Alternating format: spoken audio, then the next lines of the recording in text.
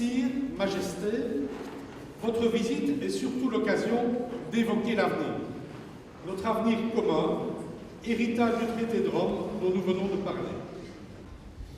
On évoque souvent le couple franco-allemand dans l'aventure européenne. Mais le couple belgo-allemand, qui n'est pas aussi connu, est non moins dynamique et surtout effectif, notamment ici, en région liégeoise.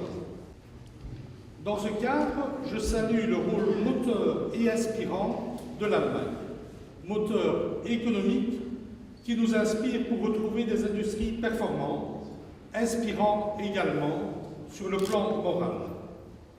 En effet, sur le plan moral, l'Allemagne a assumé ces derniers temps un rôle courageux. Des centaines de milliers de nos contemporains sont sur les routes et vous faites le choix de l'accueil plutôt que celui du rejet. Cette position n'est pas toujours facile à tenir pour nous, responsables politiques, elle est d'autant plus admirable. Notre avenir, ici à Liège, c'est aussi celui que vous avez pu constater ce matin. Des entreprises compétitives de niveau mondial. Dans l'audiovisuel, le cinéma, on vous aura aussi vanté nos pôles liés aux biotechnologies ou à la logistique. Liège, ville de culture également. Nouvel opéra, nouveau théâtre, un orchestre royal philharmonique qui enchaîne les tournées internationales et bientôt un nouveau musée, le Beauvry. Nous y montrerons des expositions main dans la main avec les plus grandes institutions muséales d'Europe et du monde, et notamment avec un partenariat structurel avec le musée du Louvre. Je vous invite déjà à revenir pour le visiter dès que vous le pourrez. Pourquoi pas un train ICE et en débarquant à Liège, à la gare Calatrava.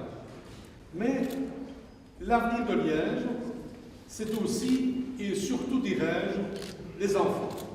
Et les enfants qui sont parmi nous aujourd'hui. Je les salue ainsi que leurs enseignantes et je les remercie d'être là. Monsieur le Président, Madame, Sire, Majesté, ces enfants et leurs parents ont choisi de poursuivre leur scolarité dans les institutions de notre enseignement communal en français et surtout en allemand dès l'âge de 5 ans.